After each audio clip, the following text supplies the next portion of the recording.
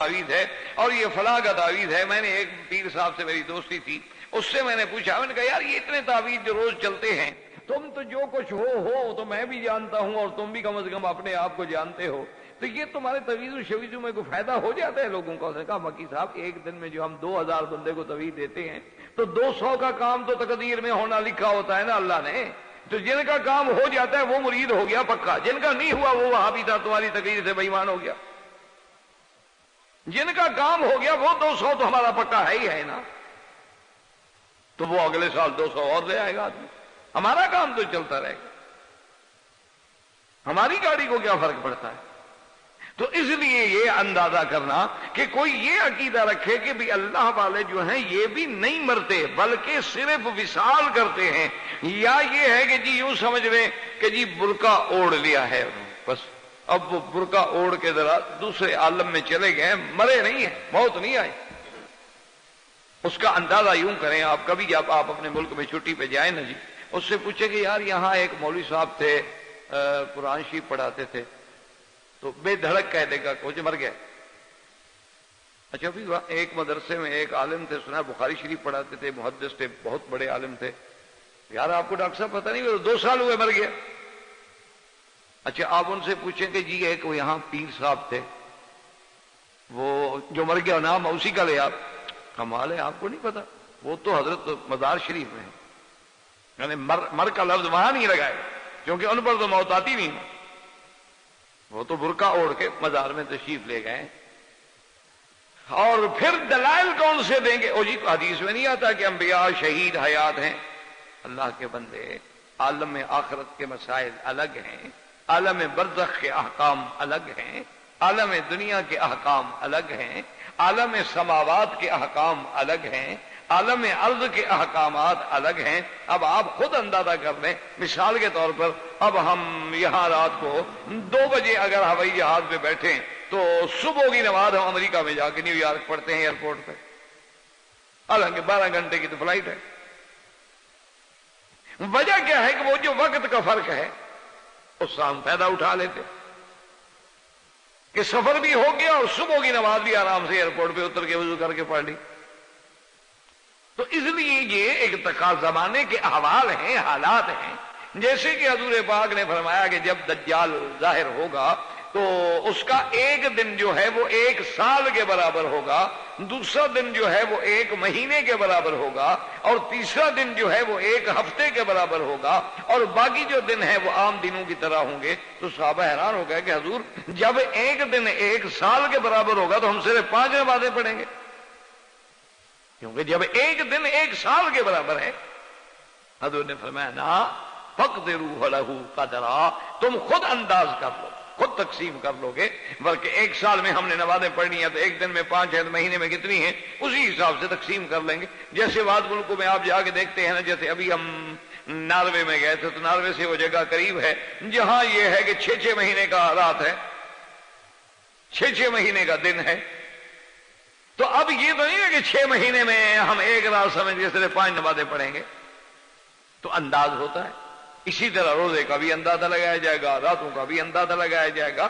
تو اس لیے ہمیشہ یاد رکھیں کہ اللہ نے جو عالم بنائے ہیں، عالم ارواح ہے، عالم مثال ہے، عالم دنیا ہے، عالم برزخ ہے، عالم آخرت ہے، اسی طرح عالم علوی ہے، عالم سفلی ہے. ان سب کے احکام اپنی اپنی جگہ ہیں. اللہ نے شہید کو زندہ کہا، آمنا و صدقنا، نفس قطعی ہے، لیکن اس کا معنی یہ تو نہیں کہ اب شہید پر وہی زندوں والے احکام مرتب ہوں گے جو دنیا میں زندوں پر احکام مرتب ہوتے تھے. تو اس کا معنی تو یہ ہوا پر شہید کی بیوی سے بھی کبھی شادی نہ ہو، زندہ ہے. شہید کی جائیداد کیوں تقسیم ہو تو زندہ ہے، مردہ کی جائیداد تقسیم ہوتی ہے، زندہ کی جائیداد کیوں تقسیم کی جائے؟ تو احکام الگ ہوتے ہیں. تو اگر کوئی یہ عقیدہ رکھتا ہے کہ اللہ کے سوا بھی کوئی ایسا ہے جو ہمیشہ رہے گا یا وہ اب تک زندہ ہے، اس کو موت نہیں آئے گی، تو یہ بھی شرک ہے، کیونکہ صفت حیات اللہ کی صفت ہے کہ اللہ لا الہ الا هو الحی القیوم. اور اسی طرح فرمایا کل من علیہا فان وَيَبْقَى وَجْهُ رَبِّكَ، اللہ کے سوا ہر چیز قابل فنا قابل ہلاک ہے، اسی کی ذات ہے جو باقی رہے گی، وہی باقی، وہی دائم، وہی ہمیشہ رہنے والا۔ اسی لیے کلمہ سکھایا گیا لا الہ الا اللہ وحدہ لا شریک لہ لہ الملک ولہ الحمد یحیی ویمیت، اور ایک کلمہ آتا ہے وہو حی دائم لا یموت ابدا۔ تو اگر کوئی عقیدہ رکھے تو یہ بھی شرک۔ اسی طرح اور آگے آئیں، اس کو کہتے ہیں شرک اختیارات۔ کیا مانا کہ ہمارا ایمان کیا ہے کہ یہ سارا نظام عالم جو چل رہا ہے اس پہ کس کا اختیار ہے؟ اللہ، کیونکہ اس نظام کے پیدا کرنے والا بھی وہی ہے۔ وهو الذي خلق السماوات والأرض في 6 أيام وكان عرشه على الماء ليبلوكم أيكم أحسن عملا۔ وہی ذات ہے جس نے آسمانوں اور زمینوں کو پیدا کیا، ساری کائنات کے پیدا کرنے والا، اس نظام عالم کو چلانے والا، کہ ایک نظام اللہ نے ایسا بنا دیا یولج اللیل فی النہار ویولج النہار فی اللیل۔ اللہ پاک کبھی دن کو رات میں داخل کر دیتی ہیں، رات لمبی ہو گئی دن چھوٹے ہو گئے، کبھی رات کو دن میں داخل کر دیتے ہیں کہ دن لمبا ہو گیا ہے۔ تو یہ سارے نظام کا، شمس و قمر کا، یہ فضاؤں کا، ہواؤں کا چلانے والا اللہ ہے۔ اللہ کے حکم کے سوا کوئی پتہ نہیں ہل سکتا، کوئی برقع حرکت نہیں کر سکتا۔ یہ مسلمان کا عقیدہ ہے کہ سارے نظام کے چلانے والا جو ہے، مدبر الامور جو ہے اللہ ہے، متصرف الامور جو ہے اللہ ہے، قادر و مختار جو ہے اللہ ہے۔ یخلق ما یشاء ویختار، اور کہیں فرماتے ہیں فعال لما یرید، اور کہیں فرماتے ہیں یفعل ما یشاء ویحکم ما یرید۔ یہ صرف اللہ۔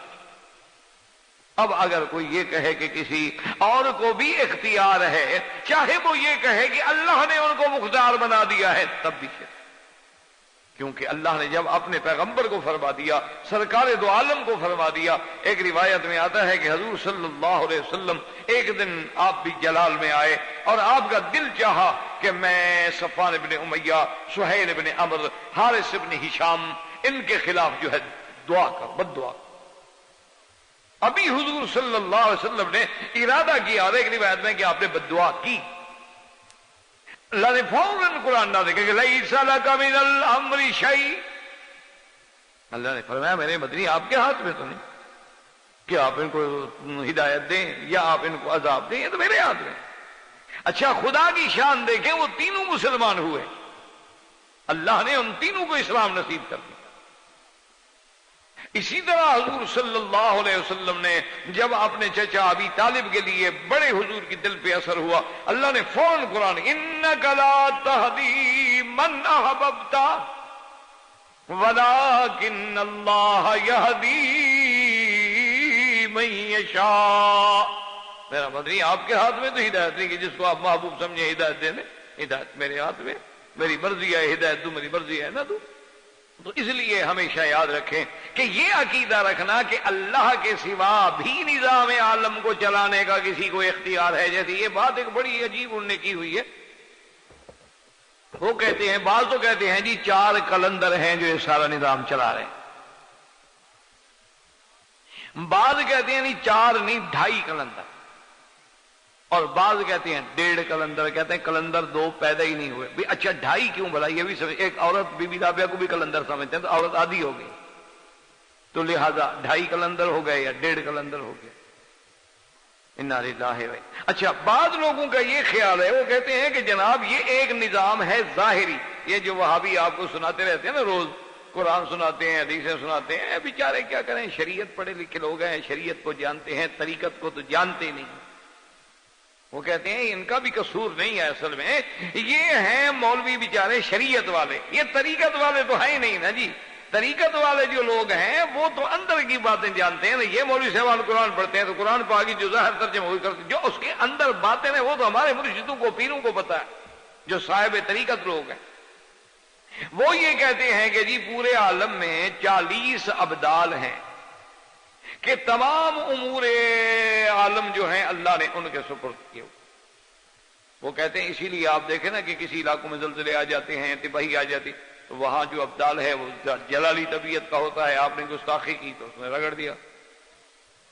اور کہیں بہت کچھ ہوتا ہے لیکن کچھ بھی نہیں آتا، عذاب نہیں آتا. کہتے ہیں وہاں ذرا اس کا طبیعت جو ہے اس میں بڑا حلم و حوصلہ ہوتا ہے، برداشت ہوتی ہے، وہ راضی رہتا ہے، چپ کر جاتا ہے. اب تو کہتے ہیں کہ اصل میں اختیار تو اللہ کا تھا، لیکن اب اللہ نے باقاعدہ مختار عام اور پاور آف اٹارنی لکھ کے ان کو دے دیا ہے کہ جی میں تو نعوذ باللہ اب ریسٹ کرتا ہوں. یہ یہودیوں کا عقیدہ ہے نا، اسی لیے وہ ہفتے کی چھٹی کرتے ہیں نا سب. وہ کہتے ہیں کہ اللہ نے 6 دنوں میں مخلوق بنائی ہے. شروع کی تھی احد سے، احد، اثنین، ثلوث، اربعہ، خمیس، جمعہ، تو یوم السبت خلاص اب اللہ نے ریسٹ کی. اس طرح کی دنیا بن گئی تو آرام کیا. تو جب آرام کیا تو کہتے ہیں اس لیے تو ہم چھٹی کرتے ہیں ہفتے کی کہ یہ ہم بھی آرام کا دن ہے. حتیٰ کہ آپ حیران ہوں گے کہ یہودی بدبخت یعنی ایسی کوئی عجیب قوم ہے کہ سیچرڈے والے دن یعنی وہ اپنے گھر کے ٹیلی فون پہلے رات کو کاٹ دیتے ہیں کہ ٹیلی فون آئے تو اٹھا کے مجھے بات کرنی پڑے گی، پھر میں نے تو کام کر لیا نا، آرام تو نہیں کیا. وہ رات کو ٹیلی فون کاٹ دیں گے بالکل. اس دن وہ جو مرضی آئے وہ نہیں کریں گے، بولیں گے. اور جو کام والے لوگ ہیں نا وہ ان کے 2 نمبر یہودی ہیں، وہ 1 نمبر نہیں کام کرتے. جیسے ہمارے یہاں بھی ہے جو بڑے آدمی ہیں شیعہ، آپ نے کبھی دیکھا ہے ماتم کرتے ہوں؟ ابھی آپ نے کبھی ان کو ماتم کرتے کالے کپڑے پہن کے دل پکڑ کے سینے پیٹتے ہوئے لوہے مارتے ہوئے دیکھا ہے؟ سارے وہ کرائے کے غریب ہوتے ہیں بیچارے، شام کو ان کو پیسے مل جاتے ہیں، چلے جاتے. نہ پتا ہے ان کو کہ سنی کیا ہے، نہ پتا ہے ان کو کہ شیعہ کیا ہے. ان کو تو پیسے دینے ہیں، مزدوری کرنی ہے. وہ کہتے ہیں جناب سارا دن پتھر ڈھونے پہ ہمیں ملے گا 100 روپیہ. یہاں صرف 9 اور 10 کو پاک حسین کا نام بھی لیں گے، شام کو 2000 روپیہ بھی ملے گا. صحیح، تو یہ مزدوری اچھی ہے. کیا فرق پڑتا ہے، سینے کو مارتے رہیں گے، ہم لگا لیں گے ٹھیک ہو جائے. انا للہ و انا. تو اس لیے میرا کہنے کا مقصد یہ تھا کہ یہ باتیں نہیں، عقیدہ ہے لوگوں کا کہ اللہ سے اختیار چھین کے لوگوں کو دیے ہوئے ہیں. کہیں پیروں کو دیے ہوئے ہیں، کہیں ابدالوں کو دیے ہوئے ہیں، کہیں کلندروں کو دیے ہوئے ہیں. اور باقاعدہ آپ جا کے دیکھ لیں شوباز کلندر کا جب میلہ لگتا ہے وہاں جا کے آپ حشر دیکھیں کہ کیا ہوتا ہے. وہاں آپ ذرا جا کے دیکھیں تو صحیح نا کہ آپ حیران ہوں گے. یعنی آپ یقین کریں اگر آپ کو اللہ نے عقل سلیم دیا ہے، اگر آپ کے دماغ میں احساس ہے، ضمیر ہے، خدا ہے، رسول ہے، آپ وہاں جو شرک دیکھیں گے آپ کہیں گے یہ شرک تو ابو جہل بھی نہیں کر سکتے. آپ یہاں مکے میں رہتے ہیں ماشاءاللہ، آپ کو کعبۃ اللہ سے محبت ہے. کبھی آپ ظاہر ہسپتال سے بغیر جوتے کے حرم تک گئے ہیں؟ وہ سندھ سے بغیر جوتے کے ملتان پہنچتے ہیں. سندھ سے، سندھ کے علاقے سے بغیر جوتے کے 1-2 بندے نہیں، سینکڑوں کی تعداد میں. اور جناب وہ پیر بہاول حق کے مرید ہیں، ملتان جاتے ہیں سائیں کی زیارت کرنے کے لیے سال میں. اور اپنے گھر سے جب نکلیں گے، اچھا نہ تو سواری پہ بیٹھیں گے، چلیں گے بھی پیدل، اور چلیں گے بھی بغیر جوتے کے. اور یہ سارا سفر جو ہے وہ پیدل کریں گے اور ملتان پہنچیں گے. واپسی پہ سفر کرتے گاڑی پہ آ جاتے. اچھا انہی کے معتقدین جو ہیں یہ مکے مدینے میں یہاں بھی جوتا نہیں پہنتے، یہاں بھی نہیں پہنتے. وہ کہتے ہیں جب ہم نے پیر کی مزار پہ نہیں پہنچتا تو مکے مدینے میں کیسے پہنے؟ ہم تو اپنے مرشد کی مزار پہ بھی نہیں پہنتے. یہاں بھی وہ بغیر جوتے کے ہوں گے. اور اسی کو دین سمجھا ہوا ہے اللہ کے بندے. دین تو وہ تھا جو قرآن میں ہو، جو اتباع سنت محمد مصطفیٰ میں ہو، جو صحابہ رضوان اللہ علیہم اجمعین نے ہمیں سکھایا ہو. دین ہم خود تو نہیں بنا سکتے، ہماری عقل کی اختراع کا نام تو دین نہیں ہے. تو اس لیے یاد رکھیں کہ یہ بھی شرک ہے. اچھا اب سب سے بڑا شرک جو ہے وہ ہے شرک فی العبادات، اللہ کی عبادت میں شریک کرنا. اچھا یاد رکھیں کہ عبادت ہوتی کیا ہے؟ عبادت یہ ہوتی ہے کہ پہلے دل میں کسی کی انتہائی مقام کی عظمت پیدا ہو، اور جب انتہا درجے کی عظمت پیدا ہوگی تو پھر آپ کے دل میں اس کے لیے انتہائی عاجزی اور ذلت پیدا ہوگی. کوئی عظمت پیدا ہو تو جھکے نا آپ دیکھیں نا، اب ہر آدمی کے آگے کون جھکتا ہے؟ اب ہر آدمی کو تو آپ سر نہیں کہتے، ہر آدمی کو تو آپ وہ تقدیس نہیں دیتے ہیں. تو اب شرک فی العبادات، اور آگے پھر یاد رکھیں کہ عبادات جو ہیں وہ 2 قسم کی ہیں. علماء نے لکھا ایک عبادات قولی ہے اور ایک عبادات اعتقادی. عبادات اعتقادی کا معنی تو یہ ہے کہ یہ جو ہم نے پڑھا ہے نا یہ بھی سارا، یہ سارے عقیدے رکھنا کسی انسان کے بارے میں، یہ عقیدے کا شرک ہو گیا۔ اللہ اس کی عبادت اعتقادی میں آپ نے شریک بنا دیا کہ عقیدہ یہ تھا کہ اللہ حاضر ناظر ہے، اللہ وحدہ لا شریک ہے، اللہ حی قیوم ہے، اللہ حی الدائم الباقی ہے، یہ ساری اللہ سمیع ہے، اللہ بصیر ہے، اللہ دینے والا ہے، اللہ متصرف الامور ہے۔